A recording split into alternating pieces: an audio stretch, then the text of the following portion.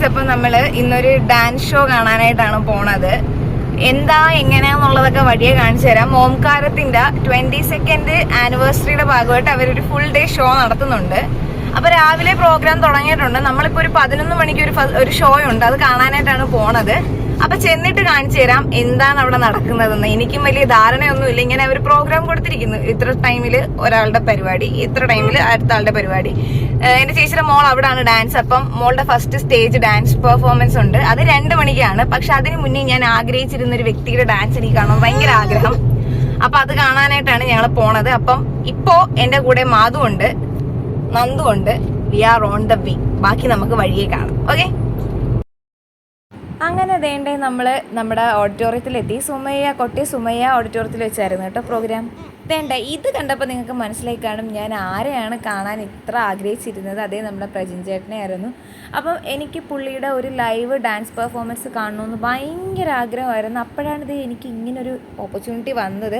അപ്പോൾ പിന്നെ നമ്മളതൊരിക്കലും മിസ്സാക്കരുതല്ലോ. പിന്നെ വേറൊരു സംഭവം എന്ന് വെച്ചാൽ എനിക്ക് കാണാൻ പറ്റുമോ എന്ന് ഭയങ്കര ടെൻഷനായിരുന്നു. കാരണം 11 മണിയാണ് പ്രോഗ്രാം പറഞ്ഞത്. ഞാൻ വീട്ടിൽ നിന്ന് ഇറങ്ങുന്നത് 11 മണിക്കാണ്. 11:30 ആയപ്പോഴാണ് ഞാൻ ഓഡിറ്റോറിയത്തിൽ എത്തിയത്.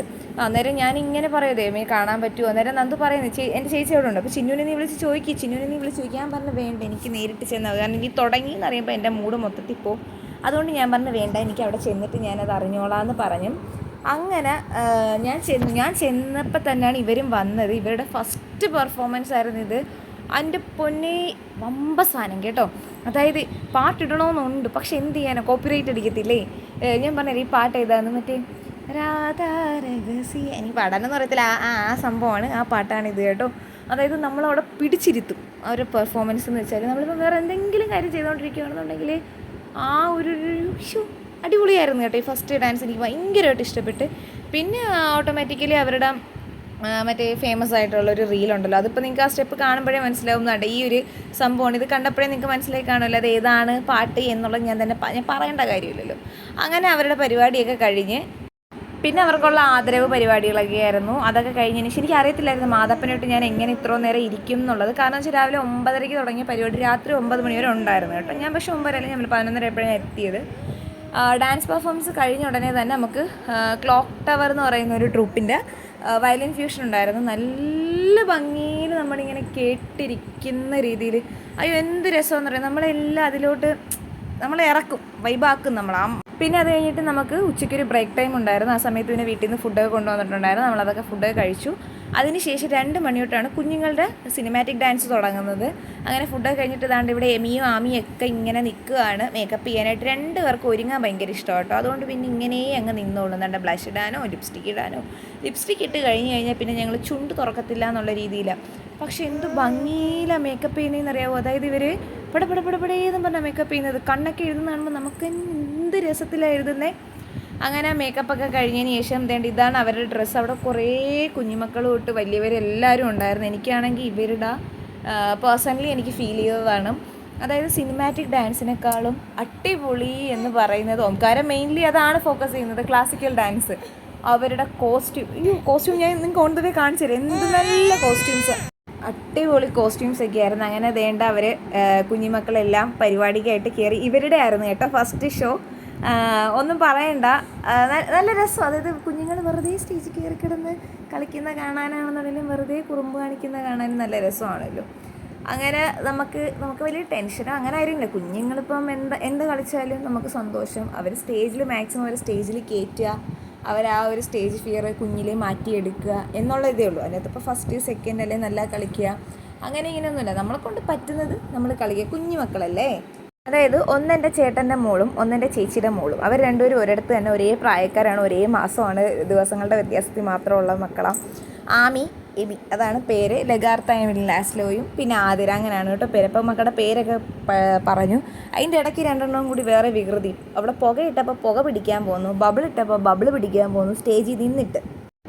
ഈ ഡാൻസ് തുടങ്ങി ഇത് തീരുന്നത് വരെയും നമ്മൾക്ക് ചിരിയും സന്തോഷവും എന്താണെന്നറിയത്തില്ല. നല്ല രസമായി ഇങ്ങനെ കണ്ടുകൊണ്ടിരിക്കാൻ തന്നെ അല്ലേ.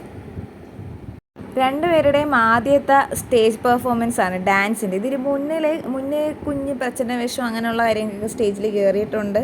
എന്നല്ലാതെ ഇത്രയും ക്രൗഡിനെ കണ്ട് 2 പേരുടെയും ഫസ്റ്റ് ഡാൻസ് ആയിരുന്നു കേട്ടോ. പക്ഷേ നല്ല കളിച്ചു. പിന്നെ അത് കഴിഞ്ഞിട്ട് വേറെ ഇങ്ങനെ ഓരോരോ സ്റ്റേജ് കാറ്റഗറി വൈസ്, അതായത് കുഞ്ഞുമക്കൾ, അത് കഴിഞ്ഞ് കുറച്ചും കൂടി വലുത്, അങ്ങനെ സിനിമാറ്റിക് ഡാൻസ് ഒക്കെ ഉണ്ടായിരുന്നു. അത് കഴിഞ്ഞതിന് ശേഷം പിന്നെ ഇവരുടെ സമ്മേളനം അൻസിബ ആയിരുന്നു ചീഫ് ഗസ്റ്റായിട്ട് വന്നത്. അതിനുശേഷം ഒരു ഗണപതി സ്തുതിയിലാണ് ക്ലാസിക്കൽ ഡാൻസ് സ്റ്റാർട്ട് ചെയ്യുന്നത്. നല്ല രസമാട്ടോ, ഞാൻ ഓരോന്നും കാണിച്ചു തരാവേ. അത് കണക്ക് ഇവരുടെ നോട്ടീസ് എൻ്റെ കൈ കിട്ടിയപ്പോൾ എനിക്ക് സ്ട്രൈക്ക് ചെയ്ത ഒരു സാധനമാണ് ഈ നാഗവല്ലി എന്ന് പറഞ്ഞ ഒരു പുതിയ എന്തൊരു ഐറ്റം. അതായത് തക്ഷകൻ എന്ന് പറഞ്ഞിട്ടൊരു ഡ്രാമ ഡാൻസ് ഓൾറെഡി ഇവർക്കുണ്ട്. അത് അടിപൊളി സാധനമെന്ന് ഞാൻ കേട്ടിട്ടുണ്ട്. അത് ഞാൻ പക്ഷെ കണ്ടിട്ടില്ല. അതും കാണണം എന്നുള്ള രീതിക്ക് തന്നെ ഞാൻ വന്നതിന്ന്. പക്ഷേ ഈ നാഗവല്ലി എൻ്റെ പൊന്നേ പൊളി സാധനമെന്ന് വെച്ചാൽ അടിപൊളി. അതായത് ഞാൻ കുറേ പേര് പറഞ്ഞു കേട്ടിട്ടുണ്ട് നമുക്കത് കാണുമ്പം നമുക്ക് രോമാഞ്ചം വരും എന്നുള്ള രീതിയിൽ. പക്ഷേ എനിക്കത് ഇതുവരെ ഫീൽ ചെയ്തിട്ടില്ല. പക്ഷേ വേണ്ട ഈ ഒരു സാധനം കണ്ടപ്പം ഭഗവാനെ ഞാൻ ചേച്ചിയെ കാണിച്ചു കൊടുത്തു, കണ്ടോടി ഇത് കണ്ട ഈ സാധനമെന്ന് എനിക്കും വന്നെന്ന്. ഇതൊക്കെ കണ്ടോ ഈ മുകളിൽ കൂടിയൊക്കെ പൊങ്ങി വരുന്നത്, നമ്മൾ ഒരു നിമിഷം നമ്മൾ പ്രതീക്ഷിക്കത്തില്ല. എൻ്റെ മനസ്സിൽ ആ വാതിൽ തുറന്ന് വരുന്നു എന്നുള്ള വൈബിൽ തന്നെയാണ്. പിന്നെ നാഗവല്ലിയായിട്ട് വന്ന കൊച്ചിൻ്റെ അഭിനയം പറയാതിരിക്കാൻ പറ്റത്തില്ല. പൊന്നെ അടിപൊളിയാണ് കൊച്ചി. നിങ്ങൾക്ക് കാണുമ്പോൾ തന്നെ മനസ്സിലാവും. ദീദി കണ്ടോ ഈ ഒരു സാധനമൊക്കെ വന്നപ്പോഴത്തേക്ക് അവിടെ ഇരുന്ന് ഞെട്ടി ഞാൻ തകർത്തു. കാരണം നമ്മൾ ഒട്ടും പ്രതീക്ഷിക്കാതെ വന്നൊരു സാധനം. ഈ ഡാൻസിലൊക്കെ ഇങ്ങനെ വരുമെന്ന് നമ്മൾ ഒട്ടും പ്രതീക്ഷിക്കത്തില്ല. അത് കണക്ക് അതിൻ്റെ സൗണ്ട് എഫക്റ്റും കൂടി ആയപ്പോഴത്തേക്കും നമ്മൾ തകർന്നു. ഓഡിറ്റോറിയത്തിൽ ഫുള്ള് ക്ലോസ് ചെയ്തിട്ടിട്ട് ആ ഒരു എഫക്റ്റിൽ നമ്മൾ തകരും കേട്ടോ. എനിക്ക് അടിപൊളിയായിട്ട് ഇഷ്ടപ്പെട്ടു. ഓരോരുത്തരുടെ ഹാർഡ് വർക്ക്, അതായത് എന്തുമാത്രം കുഞ്ഞുങ്ങൾ അതിൻ്റെ അകത്ത് കളിക്കുന്നതിന് ലാസ്റ്റ് നിങ്ങൾക്ക് കാണാൻ പറ്റും. അത്രയും പേരും ആ നാഗവല്ലി ആയിക്കോട്ടെ എല്ലാവരും, അതായത് ഈ ഡാൻസിൻ്റെ പുറകിലും മുന്നിലും ഡാൻസും ഒക്കെ നിന്ന് ഹാർഡ് വർക്കിംഗ് എന്ന് പറയുന്നത് എല്ലാവരുടേതും അത്രയും അത് അതിൻ്റെ അകത്ത് കാണാനുണ്ട്. അതായത് ഞാൻ പറഞ്ഞില്ലേ അവരോട് കോസ്റ്റ്യൂമൊക്കെ അടിപൊളി കോസ്റ്റ്യൂം വന്ന് ഇതൊക്കെ എനിക്ക് തോന്നുന്നു ഈ വീഡിയോ കാണുന്നതിനേക്കാൾ എന്ത് ഭംഗിയാണെന്നറിയാമോ നേരിട്ട് കാണാനായിട്ട്. ആ കളർ കോമ്പിനേഷനും കുറേ സ്റ്റോൺ വർക്കുകളും അത് കണക്ക് അവരുടെ ഓർണമെൻറ്റ്സും ഒക്കെ വമ്പൻ സ്റ്റോണും അത്രയും ലൈറ്റ്സും ഒക്കെ വന്നിട്ട് മേക്കപ്പിലും ഒക്കെ കയറിയിട്ട് അടിപൊളി സാധനമായിരുന്നു കേട്ടോ. നാഗവല്ലി എവിടെയെങ്കിലും നിങ്ങൾക്ക് കിട്ടുവാണെങ്കിൽ ഉമയനെല്ലൂർ ഓംകാരത്തിൻ്റെ അത് കാണാൻ നിങ്ങൾക്ക് അവസരം ഉണ്ടെങ്കിൽ പോയി കാണുക. അടിപൊളി സാധനം. ഇതിൻ്റെ ഫുൾ വീഡിയോ ഞാൻ എടുത്തെടുത്ത് എനിക്ക് അവസാനം തക്ഷകൻ്റെ വീഡിയോ എടുക്കാനായിട്ട് പറ്റിയില്ല. ഇതെടുത്തപ്പോഴത്തേക്ക് എൻ്റെ ഫോൺ സ്റ്റോറേജ് നിറഞ്ഞു. ഞാൻ പറഞ്ഞില്ലേ ഇവരുടെ കോസ്റ്റ്യൂം അടിപൊളിയാണ്. അതിൻ്റെ തന്നെ അടുത്ത വേറൊരു കളർ കോമ്പിനേഷനാണ്, പക്ഷേ അടിപൊളിയായിട്ട് എനിക്കിതേ അടുത്ത വരുന്നത് ഇതെനിക്ക് പേഴ്സണലി എനിക്ക് ഭയങ്കരമായിട്ട് ഈ കളർ കോമ്പിനേഷൻ ഇഷ്ടപ്പെട്ട്. പക്ഷേ ഒന്ന് പോയി ഒന്ന് വരുമ്പോൾ നമ്മൾ വിചാരിക്കും അയ്യോ അതാണോ നല്ലത് ഇതാണോ നല്ലത്. എനിവേ മേക്കപ്പ് കോസ്റ്റ്യൂമും അടിപൊളി. ഇതുണ്ട് ഈ ഒരു സീൻ കണ്ടപ്പോൾ നിങ്ങൾക്ക് മനസ്സിലായി കാണുമല്ലോ അല്ലേ, അത് തന്നെ നമ്മുടെ മാസ്റ്റർ പീസ്. യാരത് എനിക്കറിയത്തില്ല. അങ്ങനെ അതുമൊക്കെ കഴിഞ്ഞതിന് ശേഷം ഈ ഒരു ഡാൻസ് ഫുള്ള് നമുക്ക് ട്വിസ്റ്റായിരുന്നു. അതെ ഈ ഒരു രാമഭദ്രൻ്റെ എൻട്രി നമ്മളാരും പ്രതീക്ഷിച്ചിട്ടില്ല. അതും അടിപൊളിയായിരുന്നു. പിന്നെ അവർ രണ്ടുപേരും തമ്മിൽ തകർത്തു. അവർ രണ്ടുപേരും മാത്രം ഞാൻ ഒരിക്കലും പറയത്തില്ല, എല്ലാ ഡാൻസേഴ്സും അതായത് അതിൽ കളിച്ച എല്ലാവരും അടിപൊളിയായിരുന്നു. പിന്നെ ഇവരുടെ ഈ ഒരു എൻട്രൻസ്, അതായത് അവർ അവിടെ നിന്ന് ഓഡിയൻസിൻ്റെ നടുക്ക് നിന്ന് കളിച്ചത് അടിപൊളി. പിന്നെ അതിന് ശേഷം അവരുടേതായിട്ടുള്ള ഡാൻസ് എല്ലാം അടിപൊളിയായിരുന്നു. പിന്നെ ഇതിങ്ങനെ കണ്ടുകൊണ്ടിരുന്നാൽ നമ്മളറിയത്തില്ല സമയം പോണത് കേട്ടോ.